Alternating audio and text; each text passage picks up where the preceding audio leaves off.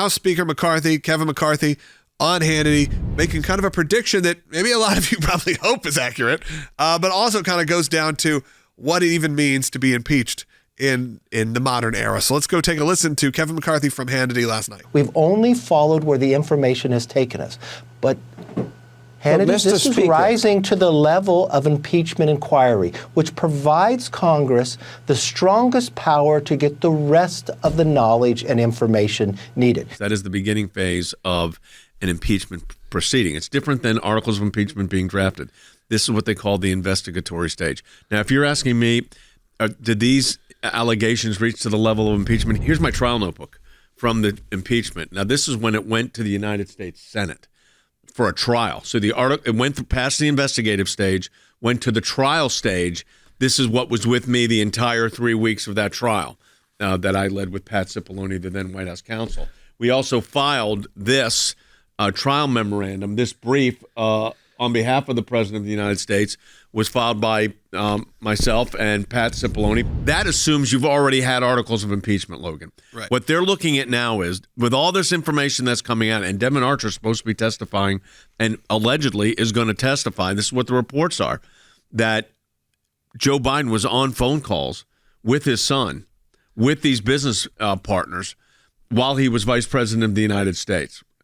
And they're going to, so that may become the basis upon this impeachment. Now, they have reduced the bar to impeachment so low that almost anything can be an impeachable offense. You know, when you start using impeachment the way that it has been used, first by the Democrats, in the case of President Trump, you lower the bar to what is an impeachable offense. An impeachable offense is really supposed to be, under the Constitution, a high crime and misdemeanor. What is a high crime and misdemeanor? It is what the Congress at any point in time in its history defines as a high crime and misdemeanor.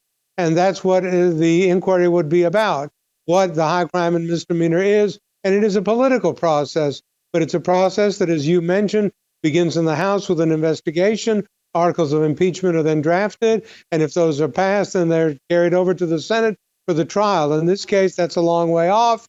Then you've got to get 2/3 of the majority of the senators in concurrence. But impeachment is at base not as much a legal process, Jay, as you know, I don't need to tell you, but as a political process.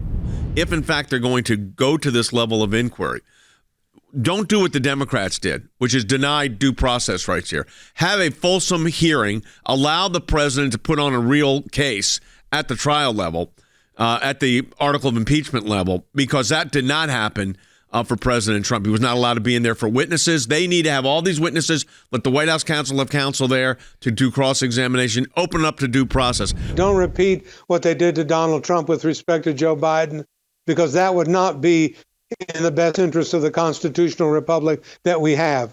We have a constitution. It provides for due process. It provides for equal protection.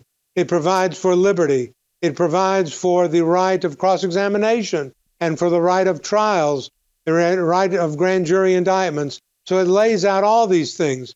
The Republicans, if they're going to go down the road of impeachment inquiry, need to be sure that they enshrine within their procedure the same kinds of constitutional protections that were not afforded to Donald Trump, because that is the way you preserve the constitutional republic.